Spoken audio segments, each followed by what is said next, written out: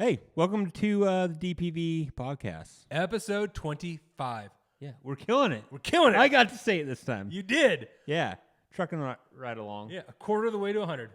Yeah, dude. Just killing it. Yeah. So I think today's going to be a pretty fun episode. We're going to talk about solid axles. Axle swaps. And we're going to start from the least to the greatest. Yeah. I mean, those terms might not be correct. Because there are great things about even the smaller of the axles. Maybe it's from the smallest the smallest to the biggest. Yeah. Yeah. Because sometimes you don't need 1 tons in Rockwells. Right. Yeah. Sometimes Sammy axles are just fine. Just fine. Well, what you been working on? I've been working on this right up here. Oh, yeah? Yeah. So have I a little bit. Alex, he came up and helped me today, which is awesome. Bent a few nails. Got the rest of the lean-to roof sections framed, which that's great. It's coming along great. It's gonna be, dude. That's gonna be a huge space. Right. Yeah. It's really gonna level up our production value, I think. Yeah. Being able to get organized, being able to have more than one project going at a time. Which may or may not be a good thing. Space has never stopped me from having more than one project at a time, though. Yeah. Or where to work on them. I'll work on something in the driveway. I mean, yeah. Or on the side of the road or at mom and dad's house. I mean, I'll work on something anywhere. So, but I think it's going to be better. It's going to be better for us, obviously, but it'll be better for you guys, too, because you'll actually be able to see what we're doing and not be distracted by the clutter. And I pretty much haven't been doing anything else but framing. Yeah. Yeah. I got my new container in. It's awesome. Got lights in it. Got some shelves in it. Got 120-ish feet of shelving so far. More to come.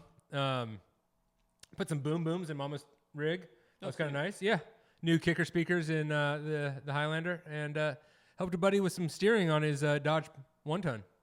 Sweet, dude. Yeah, it's been pretty good. Yeah, nice. Got any projects coming up? I'm trying to get the container. It's a bright green, evergreen container.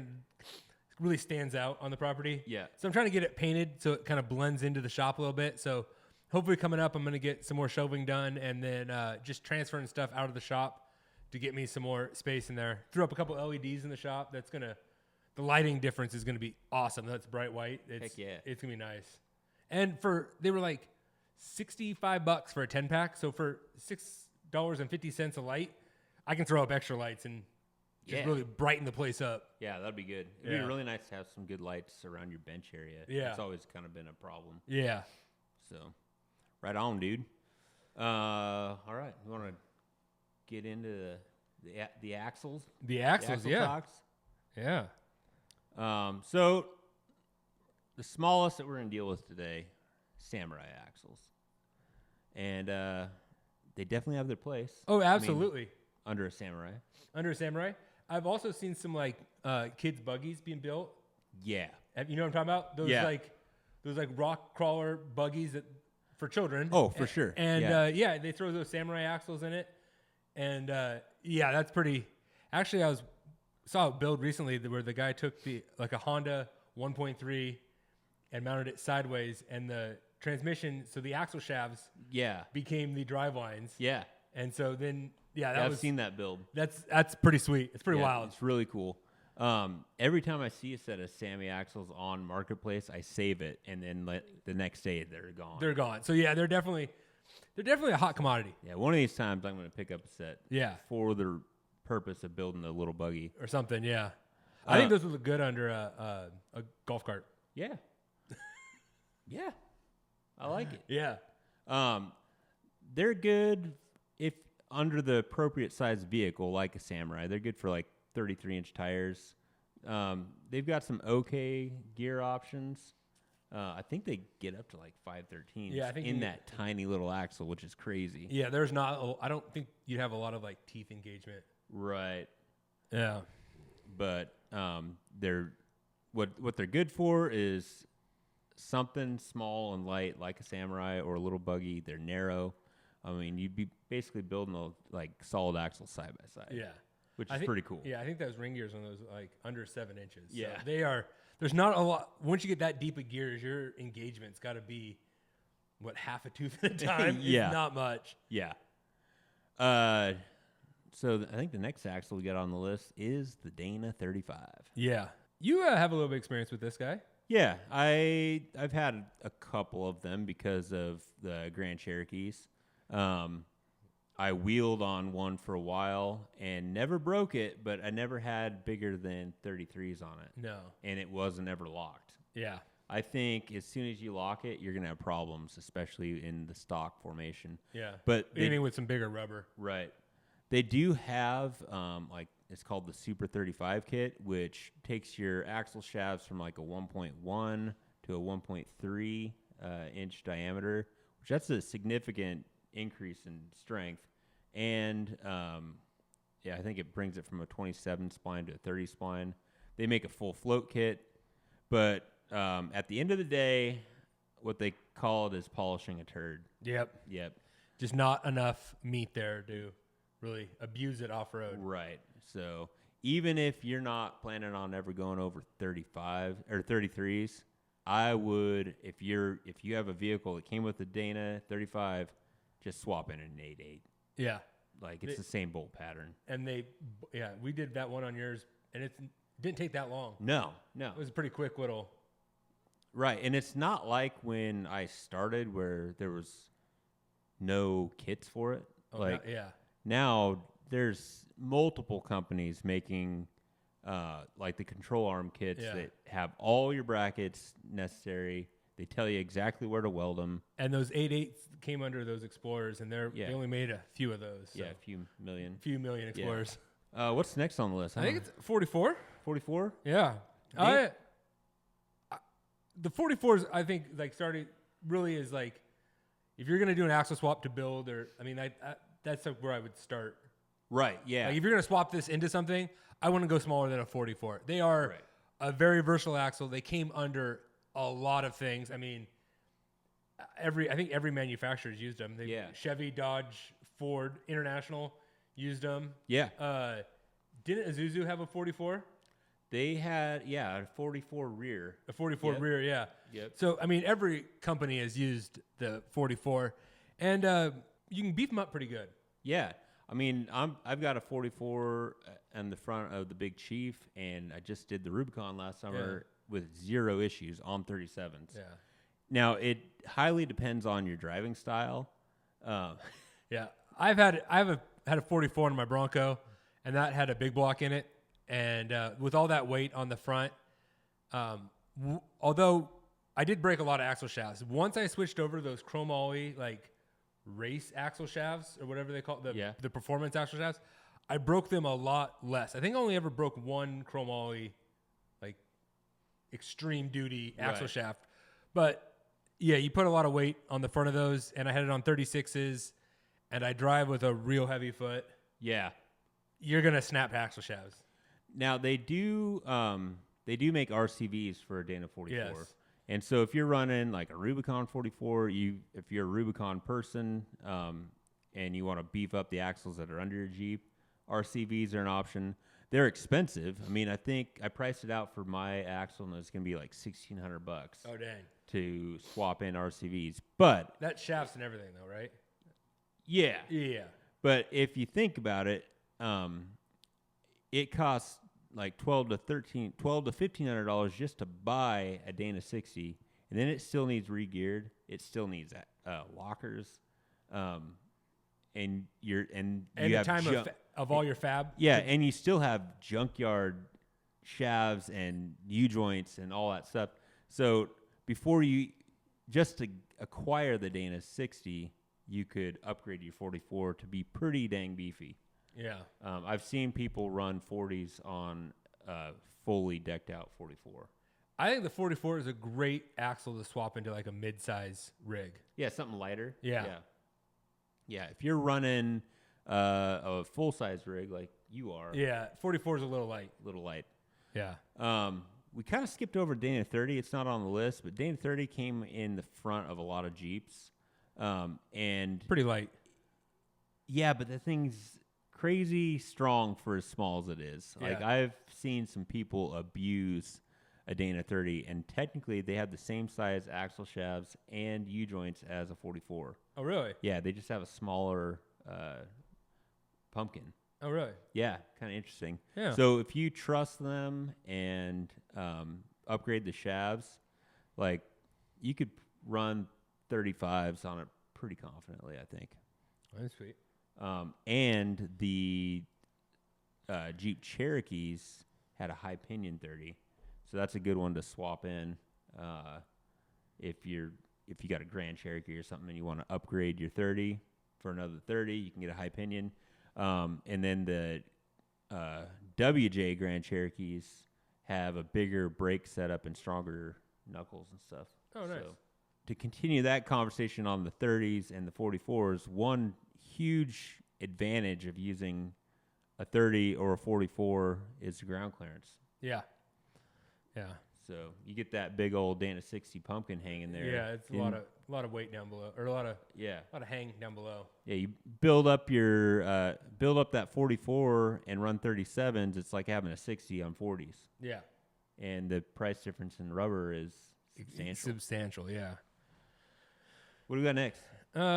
We missed Toyota. Oh, we did miss the Toyota. To be honest, I don't know a lot about Toyotas, but what I do know is everybody's got a Toyota that's a wheeler, beats the ever-living tar out of them, and they don't seem to break. No. They are a little limited on, like, aftermarket gear ratios. It's yes and no. The deepest they have for them is 529s. Yeah. And I think how the Yoda guys get around that is with TK steering. Yeah. Throw a doubler in it, or like some of those guys are running like a 6-to-1 transfer. It's nuts. And that's how they get that 4-cylinder to work. To move those big old tires. Yeah. There's a group of snow wheelers in the valley, and a lot of those guys are Toyotas on 15.5-inch wide tires, aired all the way down, and and those little 4-cylinders just humming. Yeah, bouncing off the rev limiter. Yeah. The Toyota's got a dropout third member, so that is kind of cool. Yeah. And they run burr-filled joints on the steering axle, which is like a CV joint, I think. I don't know exactly. I think my understanding is they're stronger than a U joint. Oh, really? Yeah. So, which is part of the reason why they can take such a beating. Yeah. If you're a Toyota guy and you want to pop in the comments and add some more tech that we're missing, teach us a little bit. Yeah, that'd be awesome.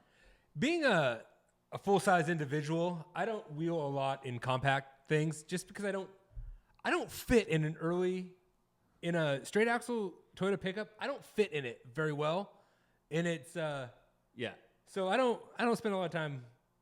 I'm a full-size guy. Yeah, those mini trucks are interesting because the floor is so close to the bottom of the seat. Yeah, Toyotas especially, it just seems like you're sitting like in a race car almost. Yeah. Like you're like a go-kart. It's like you're sitting on a go-kart. Like your feet are flat. Like it doesn't kick down there isn't really like a kick down to the floor. Right. So if you've got any legs, they're in the dash. Yeah. And I have 2 of them. Yeah. You got the 8.8 in there next? I think we got the 8.8. So we've kind of talked a little bit about it. Yeah, it's a good swap into some Grand Cherokees and Cherokees. Yeah. Did they put the 8.8 in a Ranger? Yes, they did. So that I believe it's like 1.5 inches or 2 inches narrower than the Explorer one. So one thing to watch out for. But you could get the Rangers with a 456 factory gearing. Oh.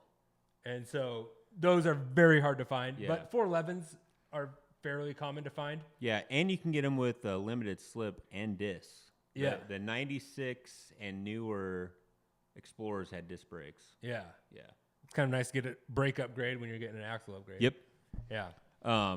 And if you dig into the forums if like anti-lock brakes are important to you in a like Grand Cherokee or whatever, you can sustain the anti-lock braking system with the 8.8. But it just takes a little bit of modification to the tone ring gear, I think. Oh, really? Yeah. So I don't know where all this is all just like coming back to me. It's weird. From doing that swap? Yeah. Yeah. I haven't had my Grand Cherokee in over 10 years. Yeah. I believe you can get a full width 8.8 in like the Crown Vics too. And the full-size pickups. Oh, yeah. When they got away from the 9-inch. Yeah, for a little bit. Yeah. They went to that 8.8. I'm not sure if that one's worth. I don't think so. Because then then you're in the full size, full width realm. Like if you're gonna go full size, you might as well go with 1 tons, at least for a rear axle. Yeah, because those are plentiful. Yeah, and that's my opinion. But yeah, if you're gonna swap in an 8.8 is just as plentiful as a 9-inch. Yeah, you might as well swap in a 9-inch. The great thing about a 9-inch is you can have every gear ratio you want. You can really fine tune, dial it in. I mean, because it's so common in the drag racing. So if you're doing some pre-running stuff, or building the pre-runner or whatever, and doing a 2-wheel drive, a 9-inch is great because you can get that dialed into. I mean, it's every 10th. Yeah, and there is every single gear ratio available. And you can build a 9-inch front with. I've seen it done. Yeah, and I think there's even kits for it now. And you use Dana 60 outers like the inner C's and the knuckles and all that stuff, which I think would be really cool to have a 9-inch front and rear. Yeah, and it's a dropout center section as well, so that's real easy for gear changing. Sure. Yeah. Setting it up on the bench instead of having to put it in and out of the truck 3 or 4 times, getting all your backlash and everything set. It's so much easier. Just build it on the bench. Yep. Yeah. If you're running a 9-inch front and rear, you could have a spare third member just on the trailer or something. Yeah. You'd be doing some hardcore wheeling to need it. But with how plentiful those carriers are and and especially if you're running like a gear set that was like a factory option gear set. Right. Just have to find another center section to hang on to. Yeah. That would be kind of a sweet setup. Yeah, it would be very cool. Yeah. So, what do we got next on the list? Anything else to talk about the 9-inch? I don't think so. I mean, there were different.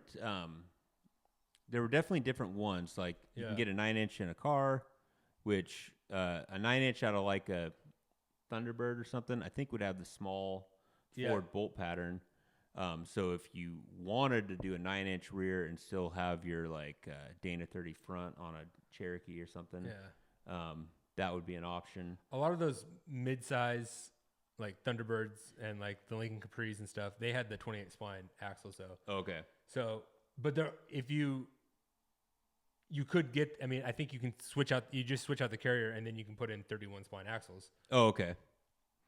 And there was like a big bearing and small bearing even in the trucks, right? Yeah.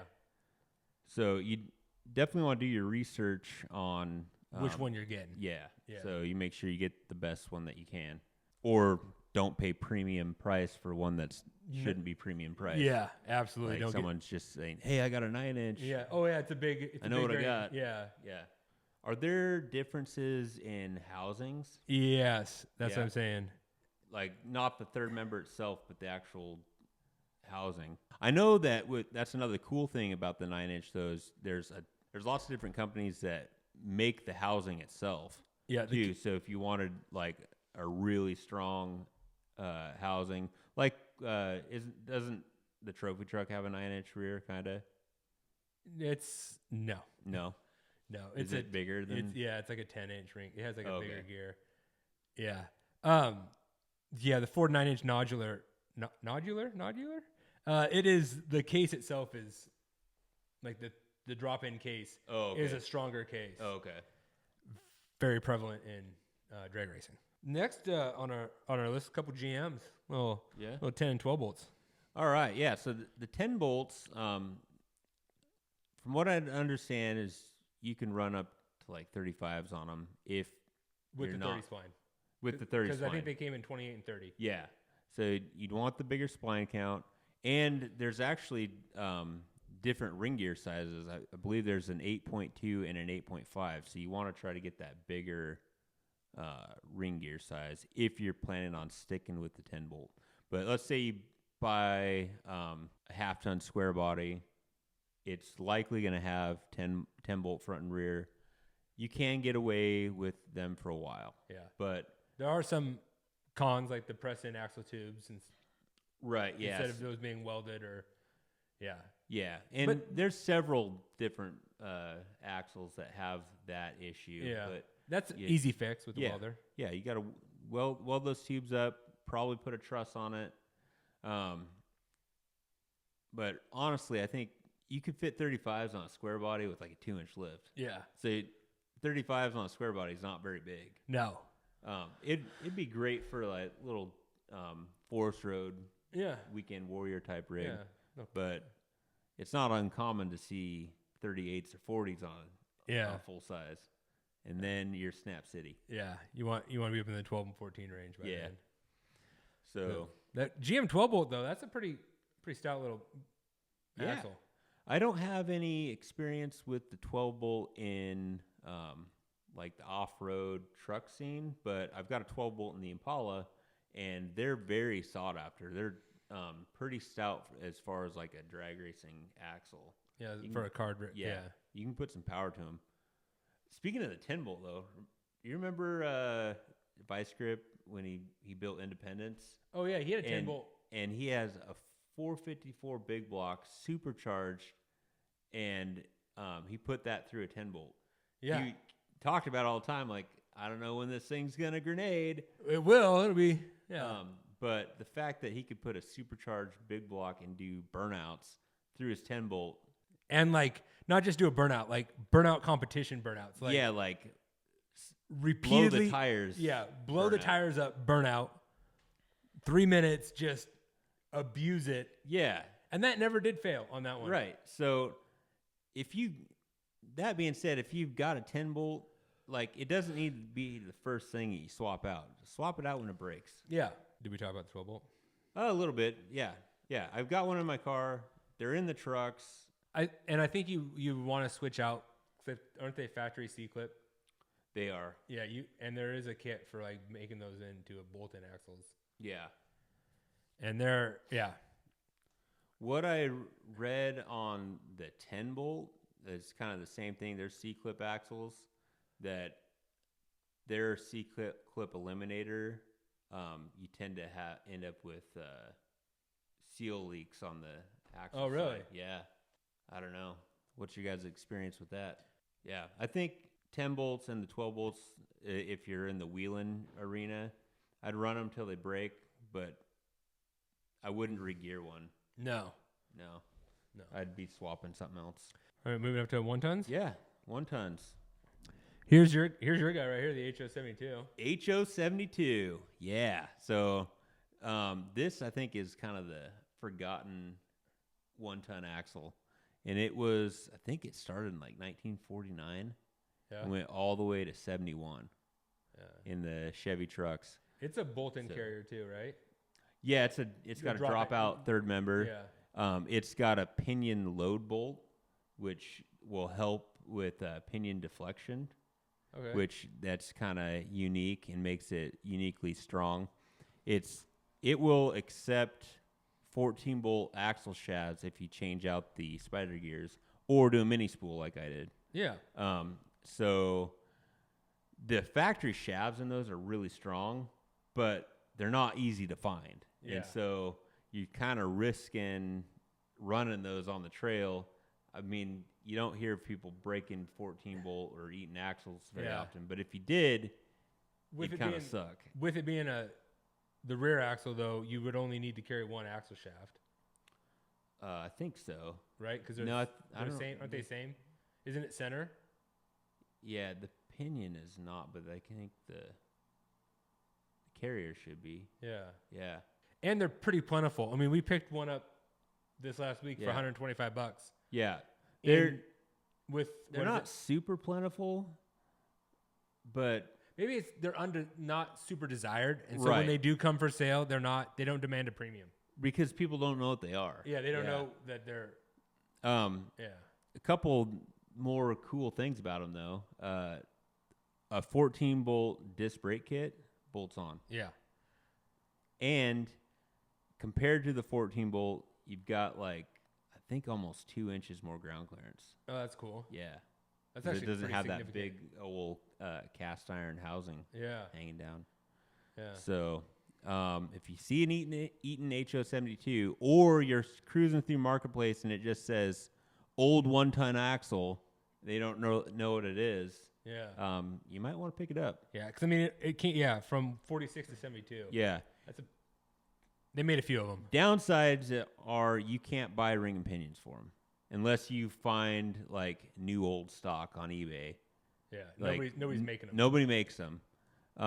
Rough Stuff Specialties was making a diff cover for them for a while, but then they stopped because probably nobody was buying them. Nobody bought one. So those couple things and the gear ratio. So you're stuck with what came in them as far as gear ratios. And I think you could get them in the 3s. I don't remember what numbers. You can get them with 411s almost all the time. I have 456s, and they do have 513s. But I've seen some just the third member with 513s. Yeah. For over $500. Oh, really? Yeah. Not a real common. Yeah. They know what they have. They know what they have. Yeah. I know what I got. No little balls. So I think it would be awesome to build an Eaton HO72 Dana 60 hybrid for the front. Yeah. But I've priced it out and it's going to cost about $4,000. Oh. And I only spent $125 on the Axle. Eaton. Yeah, you got some money into that. Yeah. We got a couple Danas. Dana 60. Yeah? Dana 60. Yeah, for like a long time growing up, that was like the pinnacle, like axle swap. Yeah. Axle. Like, oh, I got a Dana 60 front rear. And they were prevalent in both Fords. I mean, in Ford, Chevy, and Chevy didn't run them. Or they didn't have rear. No, They just Chevy had the 14-bolt. 14-bolt, but Yeah. they had front Dana 60 Yeah. fronts. And so you could get it in driver and passenger drop. Yep. And even if it isn't the right drop, the dude at the 4x4 store in Clarkston took a passenger side drop and made it a driver side drop by switching the axle tubes around. Yeah. Cut the axle tubes, switched them side to side, put them back in, weld them up. Yeah, Dirt Lifestyle Nate actually just took a Ford Dana 60 high pinion and made a passenger drop. Oh, yeah? Yeah. So, because in the Chevys and the Dodges that had the passenger drop, you couldn't get a high pinion. You couldn't get a high pinion 60, Yeah. Yeah, and they were pretty prevalent in the, like, for Fords, they came from like 60 or 73 to 79. Well, Fords, they kept the Dana 60 all the way till now, I think. Yeah, but then they went, I guess because that was a 1-ton, they didn't do that Dana 50 IFS thing. Oh, right, yeah. Yeah, because they did that swap. They did that. Yeah, when they went to the twin traction beam, all the 3/4 tons were. Yeah, but the Dana 60 stayed. Yeah. The Dana 60 rears, I believe, have different strength options. I think there's several different spline count options. So you'll want to make sure if you're going to run a factory one that you get the strongest one you can get. But they have lots of upgrades for them. I think you can upgrade them all the way to 40 spline shafts, which is crazy. Yeah, I think factory was around 30. Yeah. Yeah. I think the 35 spline swap doesn't really even require any major modifications. Yeah, just a new carrier. Yeah. New Spider carrier. Yeah. If you're going to do that, you're probably getting a carrier that's a locker. Yeah. Dana 70, I haven't seen a lot of people run them, but from my research, they're quite a bit stronger than the 60. I think the downside is the ground clearance. Yeah. But there is a 70U that has like a smooth bottom, right? It could be. Yeah, there's like a smooth bottom housing. Yeah. So there's nothing that like to catch or drag. Okay. Wonder if anybody shaved a 70. I'm sure they have. Yeah. I'll look into that. If there is, I'll put a picture on the screen. I know people have shaved the 14-bolt. Yeah. Yeah. 14-bolt is like the king of rear axles, in my opinion. Yeah. Yeah, it's the one. I don't know. The Eaton's pretty cool, but the aftermarket support for a 14 makes it kind of rough. Yeah. There's several companies that make a shave kit for the 14-bolt. You definitely have to have some welding skills because you're welding that cast iron, so you don't want it to crack and stuff. But you can get solid like 1.5 inch of ground clearance back. Yeah. That also have that for the Sterling 10 1/4, 10 1/2. A shave kit? A shave kit. Oh, yeah. really? Yeah, but it is like you said. It's a lot of like it's labor intensive to do all the welding, and because you got to heat up, do a lot of temperature variant stuff, and it's a lot. But those 10 1/2, 10 1/4, The story goes that Ford used to make axle shafts for them, but nobody breaks axle shafts, I guess, in a 10.5, 10 1/4 Sterling. Yeah. So yeah, they're a pretty good axle. That's what I went with in my Bronco was the 10 1/4. But yeah, and you can get it, they're pretty good for gear ratios and Yeah. it's a pretty good axle. And I mean, they're pretty plentiful. Oh yeah, like, they've made them forever.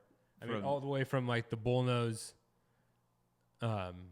Fords all the way through now. Yeah. When they switched from 10.5 ring gear to 10 or 10 1/4 ring gear are the early ones, and the 10.5s are the later ones. But yeah, they've made them forever, and they threw them into the E-Series vans. They put them in the pickups, and even in some of the bigger, like 450, 550 stuff has the Eaton 10, or not the Eaton, the Sterling 10.5. Yeah. Yeah. Right on. I guess there is a Dana 80, but I don't know why you'd ever. Is it a 1.5 ton? It might be a 2 ton. Dana 80. I don't know if is worth it for your front axle options. Oh, it's a front? No, it's a rear, but I don't know what you would match it with in Is the. that like is it a 10 bolt? Is it a 10 bolt for the wheel pattern? I don't know. Do some research on that. Yeah. I didn't even know they made a Dana 80. Yeah. Anything else to talk about on 1 tons? Are there any other 1 ton fronts besides the Dana 60? There's got to be. And I mean, because even now, like the new when people doing Super Duty axle swaps, it's a Dana 60 front with a Sterling 10.5 rear. There are some aftermarket axle housing options. Yeah. For front and rear, like the Curie rock jocks and stuff. Yeah. I think those are still based off the 60. Then if you're getting into the big boys? Big boys. When growing up, the big boys were always the Rockwells. Yeah, And the those 2.5 ton Rockwells. they came with pretty sure they came with 1 gear ratio, and it was like 660 or something. Yeah. 617 for some reason. That might be it. Yeah. Yeah, but they're top loader. A lot of times they have the brake is right at the pinion or at the input. Yeah. But 2.5 ton, they're heavy. Yeah. Yeah, found them under like the Deuce and a half. Yeah. That top loader helps with a lot with your driveline angles too. You get a lot of lift with not as much driveline. Yeah. Drop. Yep. And they were the go-to for monster trucks for a long time. Yes. Yeah. So I remember Peterson's Off-Road did a Dodge Durango build. And it was called like the Monster Mutter or something like that. And it had Rockwells. That'd be sweet. Yeah, it was awesome. So like 1 tons will get you all the way through. I've seen people run 49s on 1 tons. Oh yeah. Which that's a big tire. Yeah. But if you're wanting to go like mega truck or like the big mud boggers or those dudes running the tractor tires. Yeah, you're in the Rockwell territory. Yeah, Rockwell 2.5 or Rockwell 5 tons. Yeah. Problem with those is like how much they weigh. Oh, I know. Dude, like it's been a pain in the butt scooting that 60 around underneath the front of that. Yeah, you'd need a forklift. Yeah. At your shop. To do like the fine adjustments. Yeah. Like yeah. Jeez. The cool thing about Rockwells though is you can pretty easily do the rear steer. Oh yeah. Because they're both front and rear are center pumpkins, and you just at that size you're doing full hydro. Yeah. Because there ain't no power steering that's gonna push that around. No. Yeah, it's easy to do rear steer with them, and a lot of people do that, and you see it in the monster trucks. And real good news is you don't have to bring any extra parts, because if you break a 5 ton axle, you have so much other going on. I'm guessing. Yeah. You are stuck. You need helicopter evac. You need some stuff. Yeah, it's when I've seen the Rockwells break, it's been on like monster trucks jumping, and they didn't just break a hub off, they also broke half their suspension. Oh yeah, everything broke. Yeah, shock bolt sheared off, and getting airborne and landed under load. Yeah, when you're launching 10,000 pounds of truck through the air. Yeah. And then I think the last one we got on the list is the Axletech 5 tons. Now these came onto the scene. I saw them probably 10 years ago, maybe. Like they are the replacement for the Rockwell. I think they're a military axle, but you can just buy them now. And the Mountain Mafia, Mountain Havoc, those boys up in North Idaho, they have these mega buggies. They're like rock buggies, but they've got these Axletech 5 tons under them. Yeah, they do some crazy full contact wheeling. They're running like 2,000 horsepower, and they're probably 50-inch tires or bigger. Or bigger. And they will like just full throttle at car-sized boulders and go over the top of them. It's insane, it's and they don't nuts. break. Yeah, that Mountain Mafia, those boys wheel hard. Yeah, I'm sure there's axles we missed. We're trying to focus on things that are available here. Yeah, that we have and stuff that we have experience with. Right. Yeah. You could get portals. Portals will be cool. Yeah. Like out of a Unimog. Like we talked about the Isuzu axle a little bit. The Isuzu Trooper, that one did not have a 44. It had something else in the rear, but it's actually really, really strong. Isn't it like is it a 40? Like it's a weird. Yeah. It's not a Dana axle. It's something else. There's some kind of weird oddballs out there that they just don't have aftermarket support. But if you are paying attention to what you're looking at the junkyard, you can, sometimes find a unicorn that has 456 gears and limited slip. All right, we're gonna do fantasy build. Do a fancy build. Yeah. You ready for your rig? Yeah. So premise today is $10,000 all in, and we have to swap axles. All right. So I've got an 83 Chevy S10 Blazer. I like it. I did not do you any favors with the engine, though. Oh, I didn't open it yet. Oh. Is it the 4-banger? No, it's a V6. Is it the 2.8? It is the 2.8 V6. So I actually had an S10 pickup, 2-wheel drive, with this 2.8. It wasn't terrible.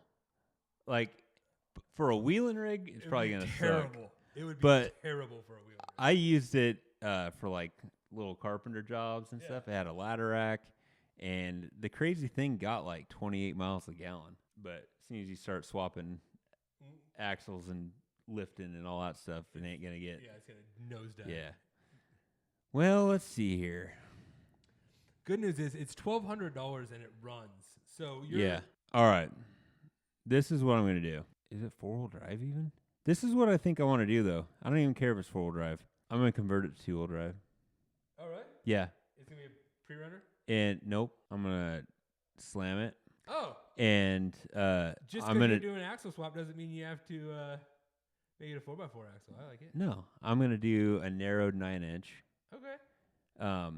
Tub it. I'm really eating into my $10,000 here, but I could narrow the 9-inch myself. Yeah.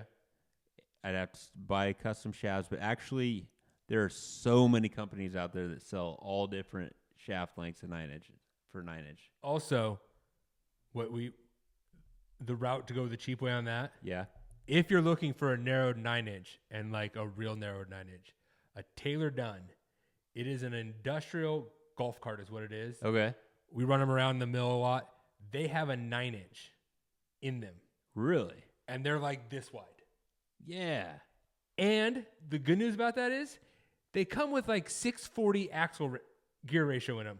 Okay. Yeah, because they got a little electric motor, and they're designed that you can put a ton of payload in the back. And they got some huge leaf springs on this little tiny axle. Huh. They are like golf cart width, golf cart width with really deep axles. Okay.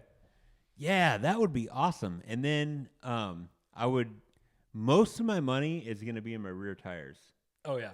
Because it's really hard to find like big, huge drag slicks for cheap.